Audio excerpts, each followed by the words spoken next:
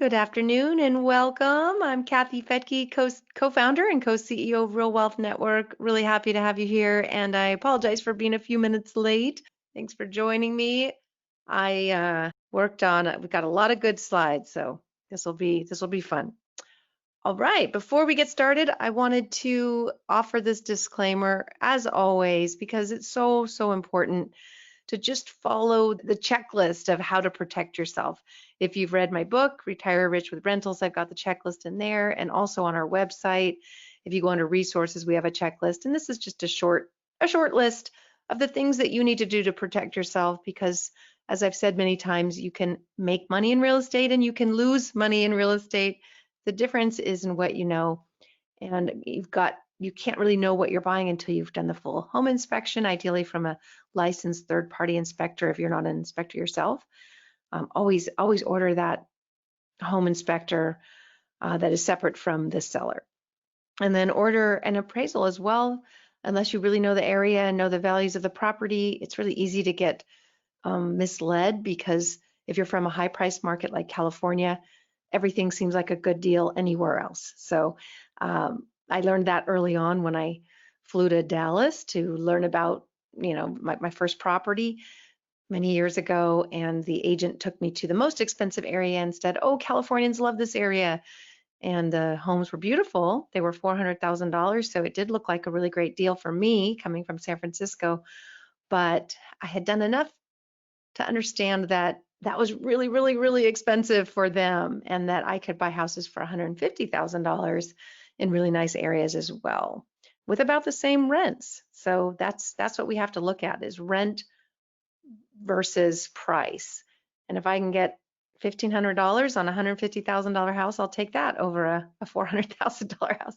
So again, always get your appraisal and always get a disclosure statement as well. Make sure you understand in your contract everything that you're getting versus what you think you're getting. Even on new homes, Rich and I made a mistake once where we just assumed that appliances came with it. It wasn't in the contract, and it turned out they did not come with it. And so that was a few $1,000s more that we didn't expect. So everything needs to be spelled out because every seller is different. Don't assume anything. Okay, moving on. Let's start with bad news. And I only bring this up because people send me stuff all the time wanting my feedback. And I got an email the other day with someone saying, oh my gosh, real estate is just falling off a cliff. Did you see this? US home sales hit 9.5-year low. What does this mean? And you could see this writer's article basically saying strengthening expectations for a sharp contraction in housing market activity in the second quarter following disruptions caused by COVID-19. So that's enough to freak anybody out, right? And depending on the way you look at these kinds of articles, you might say, this is good. Yay, I finally can get discounted real estate. Prices are going to go down. There's going to be so much distressed property on the market like 2008. I missed out then, so I get to do it now. I mean, that's how some people might interpret this. So I'm not going to buy anything. I'm going to wait until prices go down. Whereas other people might just say, let's read more. Let's interpret what this means. And that's what I wanted to share with you.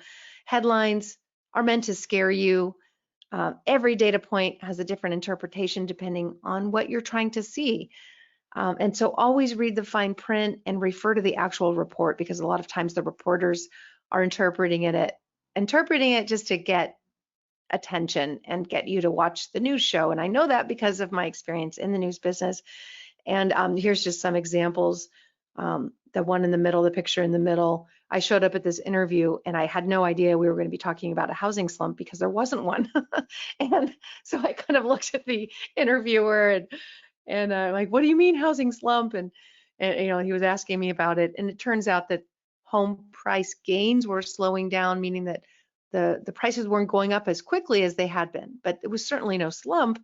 It was actually good for real estate. It meant that the bubble was, not going to be as big. It was not getting as expensive as quickly. So again, the media, it's just people are attracted to fear. We have that in our brains. We're hardwired to pay attention to things that are going to kill us or eat us or destroy us or whatever. That's how we're built. We've got to kind of understand that's how they're getting our attention and then look deeper into it. So here's the rest of the story and how we can look deeper into it. Existing home sales did plunge in May, but realtors think that was maybe the bottom. So again, if you look at it, sales were down 26% annually. That's amazing. That's incredible. It's the largest annual decline since 1982 when interest rates were about 18%, and interest rates are at all-time lows now. So how could it be? Well, again, when real estate is so slow moving that May sales were based on April contracts, because it takes about 30 days, maybe 45 days to get your loan.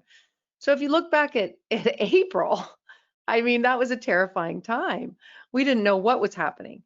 All we were looking at was how many people were dying every day. At least I was back then in March and April. It was a terrifying time. We didn't know enough about this disease, how it would play out. There's a lot more information now.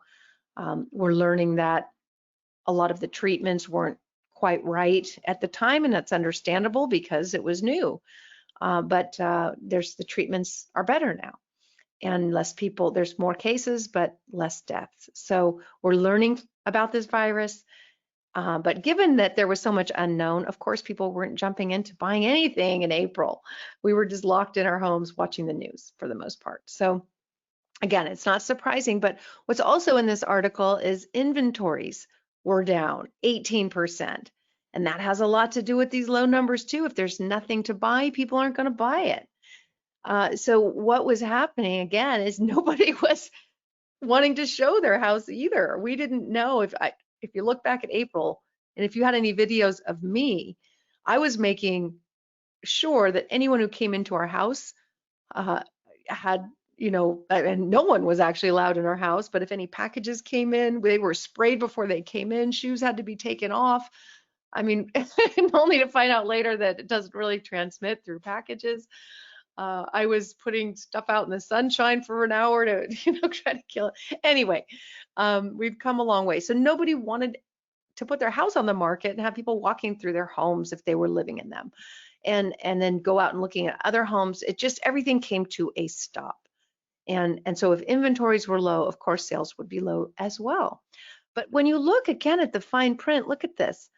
Even though, and that's the little gold star there, the median price actually increased. So amazing, amazing. Now that was not the headline. Why? Why wouldn't we have a headline saying home prices increased? Well, it's just, I guess, if it bleeds, it leads, they would say. And we would often say when I was in the news, we don't generally lead with positive news. It's just how it is. Except at RealWealth, we do our best to do that. So here is a positive article from MarketWatch. New home sales surged in May as buyers scrambled to find properties to purchase. I'm going to explain why new homes are selling so quickly. It has a little bit to do with what I just said. There's just not enough existing inventory, and new homes are empty, so people aren't afraid to go in them. But they're absolutely surging and continue to do so. Now, this is a story, I showed this in the last webinar I did on Housing Update. But again, we are, as humans, attracted to negative news. So there was a big story in April saying nearly a third of Americans didn't pay this rent this month, and everybody freaked out. And look at all the news stories when you Google it. It was so many news stories on this. In actuality, when you dug into the story, look, it was early April when these stories came out, and yet they were saying that the rent hadn't been paid in April. Well, it never gets paid on the 1st, and it says rent. If you see this very first one here, 69% of renters paid their rent between April 1st and 5th.